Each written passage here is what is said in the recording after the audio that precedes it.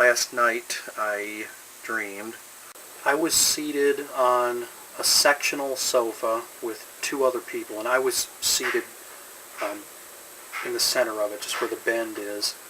And the two other people that were on the sofa with me were my younger brother. He was seated to my right, and YouTuber, due to circumstances, Siobhan, she was to my left.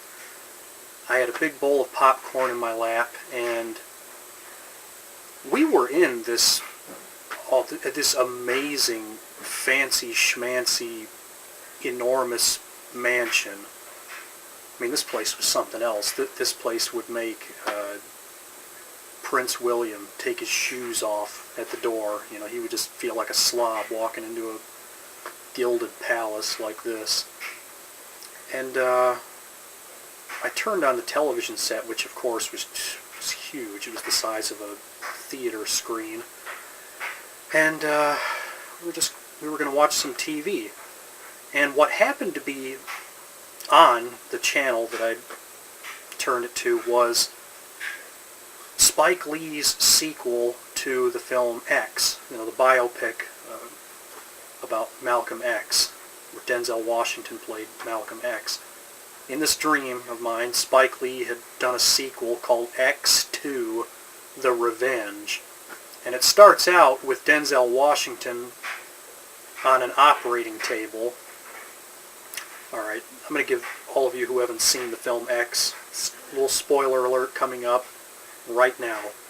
Malcolm X was assassinated in February of 1965, so film X depicts that event toward the end. And this sequel that Spike Lee had come up with in my dream picks up right where the last film, the historically accurate film, left off. Malcolm X is on the operating table, and his heart is replaced with an artificial heart, like a Jarvik heart, and certain other internal organs that were damaged by the bullet wounds he sustained in the first film. They're replaced with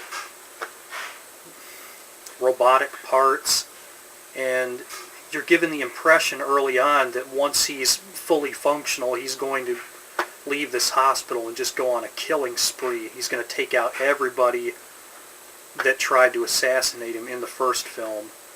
And I'm watching this and I'm thinking, oh my goodness, I can't believe Spike Lee did this. I don't know how he's ever going to be able to show his face in public again. I mean, this is in such poor taste. It's so historically inaccurate.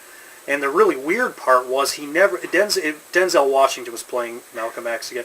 He never did seek revenge. He just grew older, and he divorced his wife Betty and then remarried some other lady.